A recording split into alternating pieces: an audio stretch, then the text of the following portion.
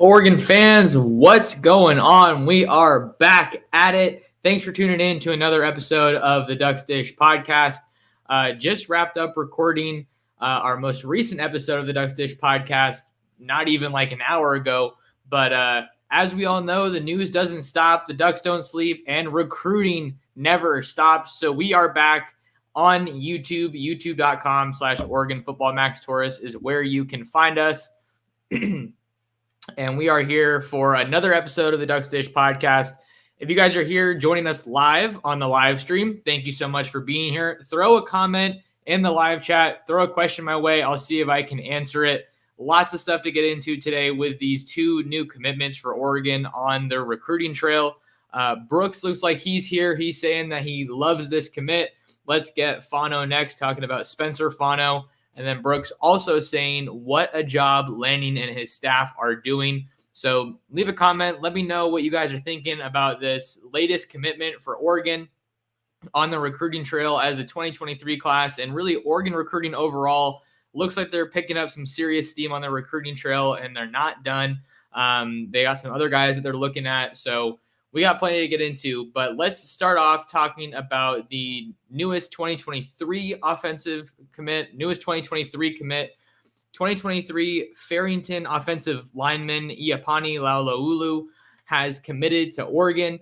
He is a four-star prospect on the 247 Sports Composite, rated 0.9025, the number 309 player in the country, the number 14 interior offensive lineman, and the number one player in the state of Hawaii. This is a big get for Oregon, no doubt about it, especially when you consider the position and how he's filling a position of need.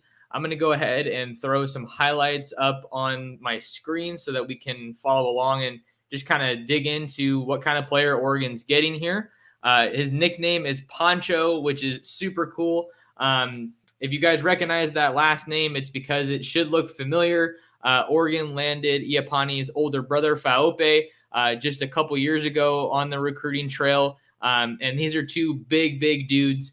Faope has been at Oregon for a couple years, but hasn't seen too much playing time. But Iapani, he comes in at 6'2", 355 pounds, I believe, is what he's listed at. But really big for Oregon, like I said, because of the position of need. You have a lot of guys that are looking to you're looking at their last season with the Ducks on this veteran offensive line that is probably the best in the country right now. I mean, no other school can say that they've only allowed one sack through 7 games. And Oregon's doing it with a couple of different guys, a couple of different rotations. You're seeing Jackson Powers Johnson get some playing time in there every now and then.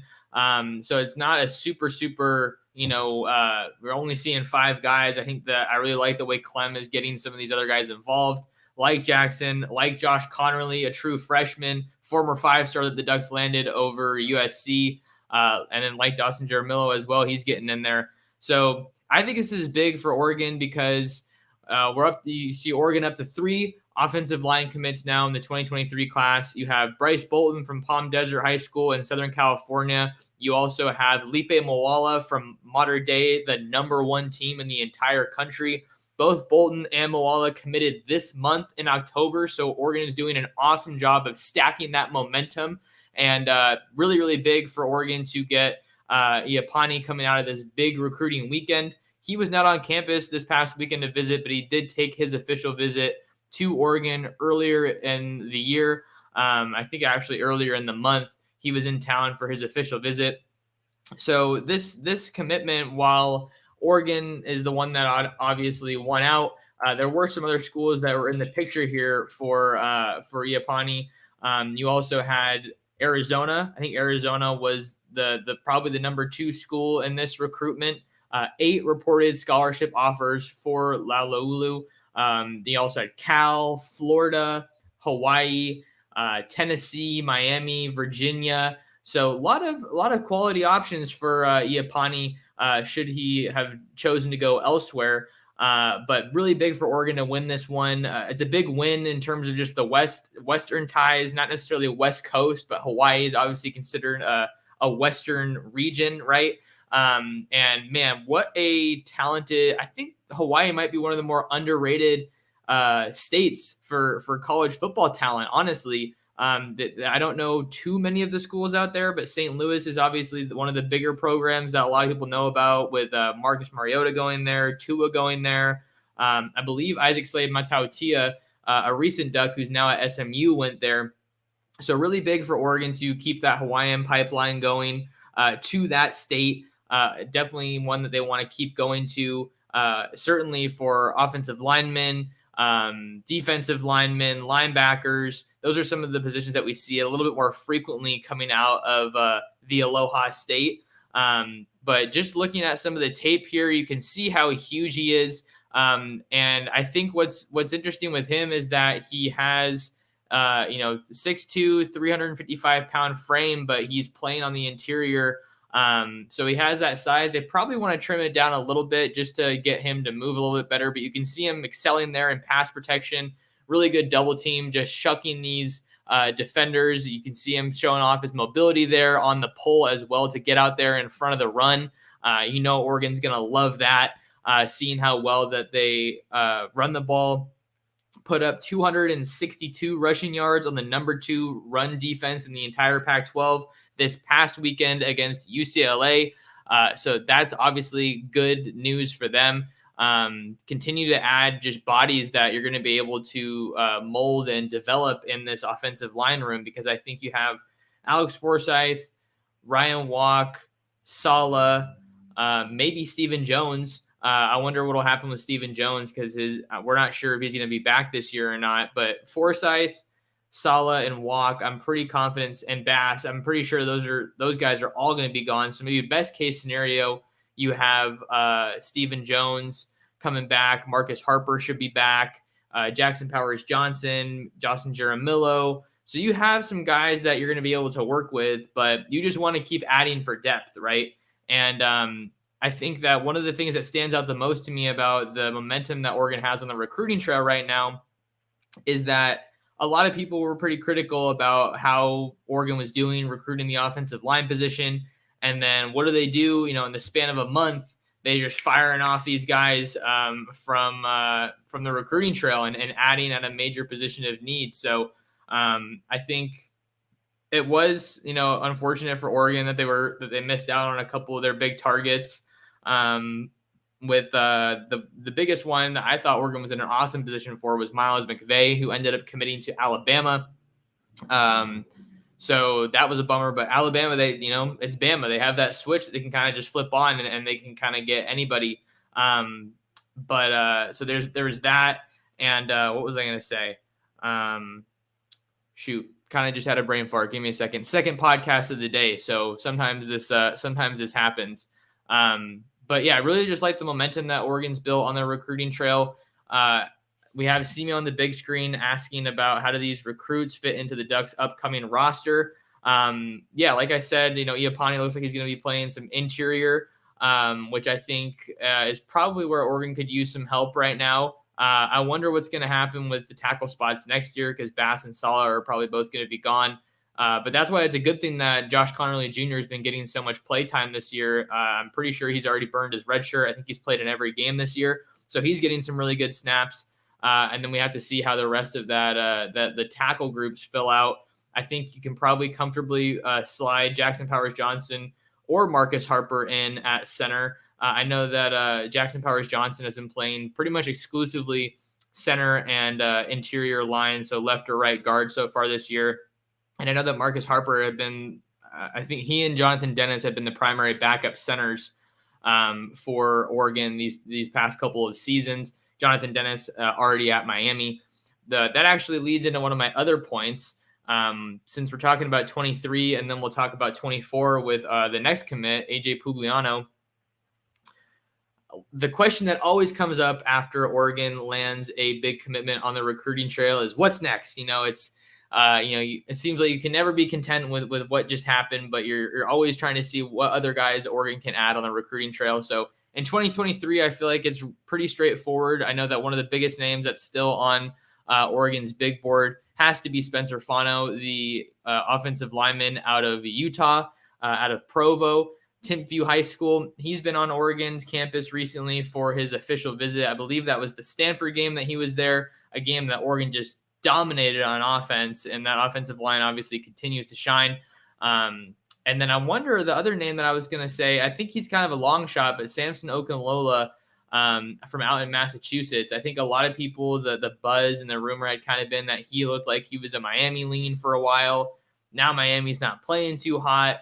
They're out here losing to Duke and turning the ball over 7-8 times. So who knows? Maybe that'll kind of open the door a little bit for Oregon to kind of get back into that recruitment. But for me, my personal opinion on that one, he's an elite player. Oregon is an elite offensive line factory at this point.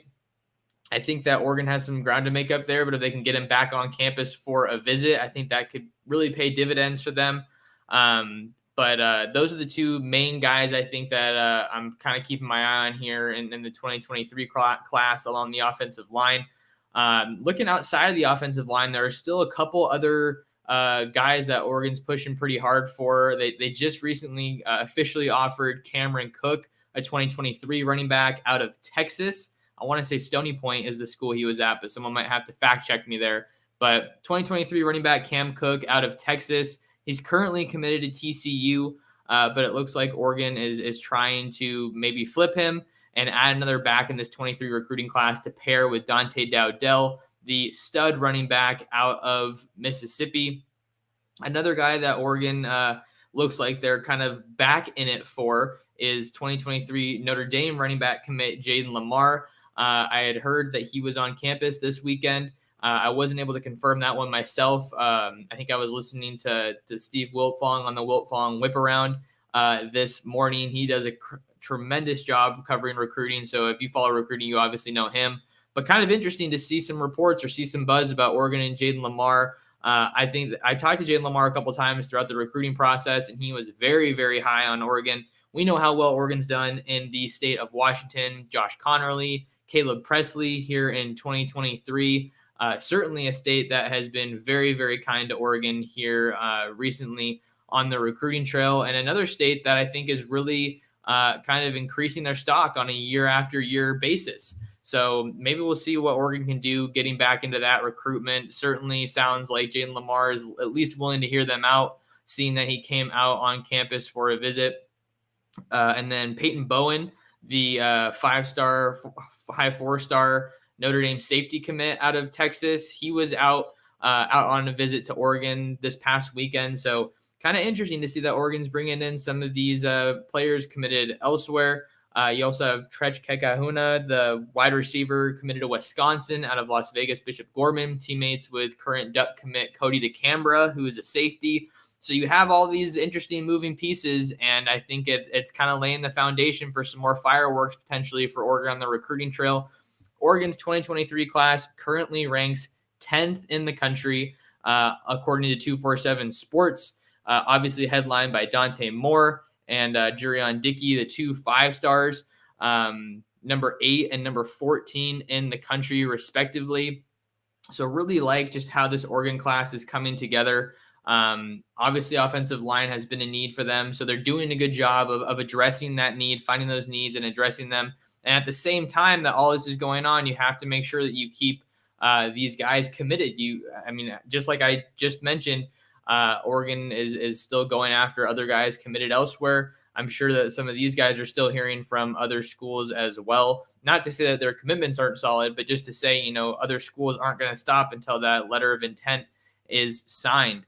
So we have 21 overall verbal commitments for Oregon so far in the 2023 class, And let's check in on the Pac-12 picture because Oregon still remains at the top with a narrow lead over the USC Trojans, 264.23 points compared to USC's 259.64. Two more commits than the Trojans. I believe the Trojans' most recent commit was Elijah Page, the offensive lineman out of Pinnacle High School, I want to say, in the 2023 class. I was just talking to Malachi Nelson last Friday after Los Alamitos' win over Huntington Beach. But yeah, you can see there he is, Elijah Page, 4-star offensive lineman out of Pinnacle. So I was right on that one. But this recruiting battle is just going to be really interesting to follow. And then you see Washington, they had a bunch of momentum on their recruiting trail a while ago. It seems like they've kind of cooled off. Stanford's there at 4th, which is interesting because they're just having such a rough year. But Utah there at 5. If Utah can shift it into high gear and really start recruiting, I think that could be an entertaining Pac-12 recruiting battle to watch. But Oregon continues to do what they're supposed to do. I think you want to add some more linebackers there in the 23 recruiting class. A couple of DBs they're still going after. You have Dalen Austin, the Long Beach Poly cornerback, who's committed to LSU. Just took his official visit to the boot this past weekend. You also have Roderick Pleasant, who's supposed to be in town for his Oregon official visit that weekend that Oregon plays Utah. And I believe he just took his official visit to Cal over the weekend. So that is a recruitment that is probably going to come down to the wire. I think Penn State and Miami are also trying to get involved in that recruitment, but we know that Roderick Pleasant has been very high on Oregon for a while. So kind of just some final thoughts on Iapani. Really like the addition. Is there a better school? Maybe someone can look this up. Is there a better school in the country that utilizes the brother connection on the recruiting trail? Legitimate question. I mean, there's so many brotherhood connections that Oregon's had recruiting. You have the Laloulu brothers with Faupe and Iapani. You have the Sewell brothers with Noah and Panay, excuse me. You have the Flo brothers with Justin and Jonathan. I'm trying to think of, you have the Herbert brothers with Justin and Patrick. I'm trying to think of some more here off the top of my head.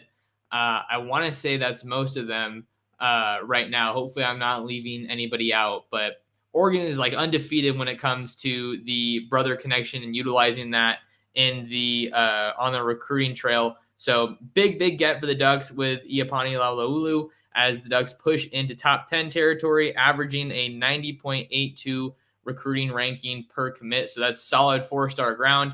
Don't go anywhere. We're going to talk about Oregon's second commit of the day on the recruiting trail right after this.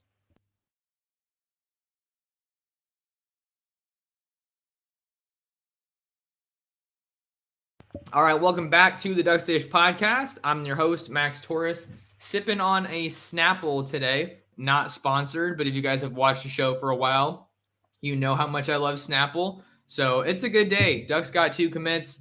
I'm drinking a Snapple, talking about my favorite thing, Oregon football and recruiting. So can't complain too much. I'm also going to a concert later tonight. Super excited for that. Going to see Rex Life Raj, one of my favorite artists from the Bay Area. But you guys didn't come here to hear about my day. You came here to talk about some recruiting, and we got some folks here in the chat. So excited that you guys are here, and just continue to throw some comments and my way, questions my way, and a reminder to like the video and subscribe to the channel. Our next storyline, 2024 North Medford tight end A.J. Pugliano has committed to Oregon. This announcement really coming, I want to say, within maybe 30 minutes of Iapani's commitment. So this is some big news for Oregon. Like I said, he's out of North Medford High School. Not a ton of offers so far, considering, which is a bit of a surprise considering how high caliber of a player he is. Only other offers that were on the table, according to his 247 Sports profile, is Oregon, Arizona, Oregon State, and Washington State. But if we're looking at some of the rankings here, there's a little bit of a discrepancy between the 247 Sports one and the 247 Sports composite. 247 has him as the number 92 player in the country, the number 5 tight end in the country, and the number 1 player in the state of Oregon. And then if you look at the 247 Sports composite, which takes in the other services as well, there's quite a drop off. Number 219 player in the country, and number 11 tight end and number 2 prospect in the state of Oregon. I think the other player there in the number one discussion is Joey Olsen from Lake Oswego. He's committed to USC. Trey Play has the comment, the Dye brothers. That was another brotherhood connection for Oregon on the recruiting trail. So thanks for catching me there. But yeah, so just kind of peeling back the layers a little bit more on this. Let's see. Another one on the recruiting trail that we saw for Oregon. Let's see. Sorry, I'm getting a little bit distracted here because I'm seeing some other storylines here on Twitter. So sorry about that. Give me a second. Okay, here we go. Back to AJ Pugliano. Let's throw on some highlights and learn a little bit more about Oregon's newest commit. We're looking at Joey Olsen, who is a 6'3.5", 220-pound tight end out of North Medford High School, obviously in Southern Oregon. But here are his highlights. Here we go. I think that first and foremost, I think that it's great that Oregon gets a start here in the 2024 class. Like I just said, talking about the last commitment, I really like where Oregon's 23 class is at. Has some pretty clear areas where you want to add some people, but it is really, really solid. You got an awesome quarterback, some great receivers, a nice running back, solid secondary, and then tons of bodies on that defensive line, some edge rushers. We know how important that rushing the passer has been for Oregon, for any defense. But now you're able to turn the page a little bit. Not the finishing touches are not complete on the 2023 class, but the really good schools that know how to recruit at a high level, you're not just getting commits from one class at a time. You're able to push the envelope, look further ahead into the future, and you can see AJ Pugliano here just excelling as a pass catcher. Looks like he's a really athletic prospect, and they like to use him in a variety of ways. You see him there working out wide. The guy can run too, and I think that getting just athletes at the tight end position is what's so important. And really, how can you not want to play in this Oregon offense right now as a tight end, right? Are you seeing what Terrence Ferguson is doing, what Maliki Matavao is doing? Cam McCormick got another touchdown last week. Patrick Herbert's getting a little bit more involved. So the tight end is so prevalent and relevant in Kenny Dillingham's offense. You're seeing how they like to get used. You have the 14J formation where all four tight ends are used pretty much at once, and they know how to block. That's for sure. Oregon's just had some awesome tight end play in recent years. Really underutilized under Joe Moorhead and Mario Cristobal, but I think we've talked about that quite a bit, how Joe Moorhead didn't necessarily get to run the offense that he wanted to run. But you add an athlete like AJ Pugliano, and I think it raises the floor significantly for your offense moving forward. Tight end, not really a position in particular of need for Oregon on the recruiting trail. Like I said, so Cam McCormick, that's going to be his last year, but I believe Patrick Herbert, Terrence Ferguson, Maliki Matavao, those guys should all be back next year. And then the 23 class, you got another really, really good athlete in Kenyan Sadiq out of Idaho. He's going to be playing tight end for Oregon once he gets here. Terrell Tillman is an edge rusher from the 2021 recruiting class that moved to tight end this year, and they've spoken very highly, in the Oregon circles about his speed. Even though he just moved over there, they say he's the fastest tight end in the room. But just because tight end isn't a position of need, that doesn't mean that you're going to turn down a guy that has the ability to be a contributor for your school, especially if he's in state. The whole thing with Oregon, I think it's an interesting point that some people don't completely understand what I mean when I talk about how important it is to get the top guys in your state. Oregon doesn't produce talent like a lot of these other powerhouse states do, right? They're not out here producing talent at the level of a California or of a Texas or of a Florida. But when they do produce guys when the state does produce guys that are capable of contributing at the Power 5 level or, at a school like Oregon, it's important to get them. You got to make sure, and this staff they've shown that it's a priority to keep the best players home. You want to be playing at a level and have a culture that makes players want to stay home and play for Oregon, like Trajan Williams, who was out of the Portland area, like Amarion Winston, who was also out of the Portland area. The previous staff, or I guess I should say in the 22 and the 23 classes, I was writing it today in this story, they didn't do the best job of keeping some of these in-state guys in, although part of that I think has to do with the coaching transition, right? Darius Clemens, top 2022 prospect in the state of Oregon, he ends up committing to Michigan. He's a really talented wide receiver. He's out there playing for Jim Harbaugh. And then in 23, you had Riley Williams at Central Catholic, who you thought was kind of a duck lock for a while, especially because his brother Corbin played his college football at Oregon. But then Riley Williams decides to transfer to IMG. And what happens after that? Mario Cristobal has the head coaching job at Miami, and now he's committed to Miami. Similar story with Jaden Wayne transferring to IMG. So those are some guys that Oregon looked like they were in a great spot for, but the coaching carousel can kind of just throw things for a loop without a doubt. So I think that it's really good that Oregon's able to get a jump on the 2024 class. A couple other names to watch in 2024, since we're on that topic. Brandon Baker, I think, could be one of those guys that could be next in line to join this class for Oregon. Modern day offensive lineman.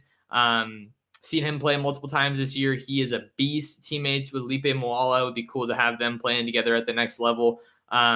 Just about, I think, 10, 12, maybe 15 guys from modern day came to visit from Oregon over the weekend, and Brandon Baker was one of those guys.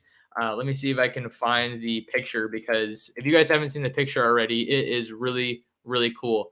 So here we go. Let me see.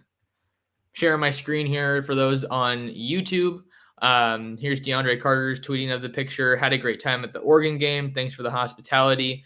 And then you can see Brandon Baker is all the way over here on the left. And I mean, the timing of the picture with the United plane taking off is just perfection. It's just super cool. And then you got Elijah Brown here, modern day quarterback. You have Aiden Breland, edge rusher 2024. DeAndre Carter, another huge elite offensive lineman 2024. Jordan Davison also visited. Nate Frazier also visited from modern day. So there's just so much talent there. But Brandon Baker is definitely one of those guys I would keep an eye on in 2024. Also keep an eye on 2024 linebacker Justin Williams. He visited over the weekend, and sounds like there's some pretty good buzz around Oregon's chances there with Justin Williams. He goes to Oak Ridge High School in Conroe, Texas. He visited Oregon in August, I want to say, or it was late July. Late July, he visited Oregon, got an offer back in June, and he came back for that return trip. I want to say it was for around SNL, but this is a really, really high-level linebacker in the 2024 class, and I think Oregon's in a great spot there. He was on campus this past weekend, and the staff is very, very high on him. So I think that those are some other big names that you want to watch here in the 2024 class for Oregon as they continue to stay hot on the recruiting trail. But I think that the 2024 class for Oregon, it has the potential to pick up a lot of speed very, very quickly. Oregon also hosted Miles Jackson, Long Beach, California, Milliken High School, 2024 quarterback that they are very high on. Miles Jackson also took a visit out to Washington. He has a lot of Pac-12 interest early on in his recruitment. And they also hosted Elijah Brown this past weekend. And Elijah Brown, he hasn't lost a game at the high school level. He's been starting at modern day since he was a true freshman, and he's just in his junior year. He's an absolute stud. Oregon would love to get him in the fold for the 2024 class, but I don't feel like that recruitment's going to be over for a very long time. You got USC right in the backyard there with Lincoln Riley. I've seen Lincoln Riley at some of the modern day games. I saw Lincoln Riley at the modern day game against St. John Bosco, and then I saw him at the Los Alamitos game that I was at last week. He stopped by to see Malachi Nelson and Mekhi Lemon. So it seems like, Oregon's obviously able to get guys out of Los Angeles and Southern California still, but it's going to be significantly harder, or at least there's going to be more competition with USC recruiting the way they are. UCLA really isn't that much of a threat on the recruiting trail. I think their class is in the 80s after losing Roderick Robinson to Georgia. They did just land RJ Jones, a St. John Bosco safety. So they're doing a little bit of a better job just recruiting some of that local talent in their backyard. And St. John Bosco is one of the best schools in the country. So we all know the story there. But yeah, just to kind of wrap this up with A.J. Pugliano, I think it's a really solid get for Oregon. It's someone that had been very closely linked to Oregon for the longest time. But he decided to go ahead and make the official call today, Monday, October 24th. So really good for Oregon, really good news for Oregon on the recruiting trail. They're super hot on the recruiting trail, landing 3 offensive linemen in the month of October. And then they also got a jump start on 2024. You know that of all the positions that you want to attack on the recruiting trail, especially when you're starting a new class, quarterback has to be one of them. And they're absolutely prioritizing that position with Miles Jackson and Elijah Brown both coming in to visit this past weekend. And hey, what can you say? Southern California has probably the best quarterback talent in the country. It's just a hot spot, hotbed for talent. Specifically for quarterbacks. And you have Bryce Young out there at Alabama. He's a former modern day guy. You have DJ Uyunglele at Clemson. So they're just making their mark all across the country, all across college football. But two big gets for Oregon on the recruiting trail with Iapani Laloulu and A.J. Pugliano. But that'll do it for us here on this episode of the Ducks Dish podcast. If you guys are tuned in live, appreciate you guys being here and showing some support. Do me a favor, you know the rules. Hit the like button, subscribe to the channel, and share the Ducks Dish podcast. Share it with your friends, family, other Duck fans. You guys know how it works, but I really, really appreciate the support. And make sure you guys are tuned in to all my written work with interviews on top Oregon targets over on ducksdigest.com. We are pushing for a new milestone on the Ducks Dish podcast, some numbers that I've really been grinding on. I don't want to say the number, but I think we're going to get there, and it's because of you guys supporting, sticking around, listening, sharing the show, and all that good stuff. So just know when I say thank you, it is coming from the bottom of my heart, and I greatly appreciate it. But that'll do it for us here on this episode of the Ducks Dish podcast. Thank you so much for tuning in, and we'll see you on the next episode.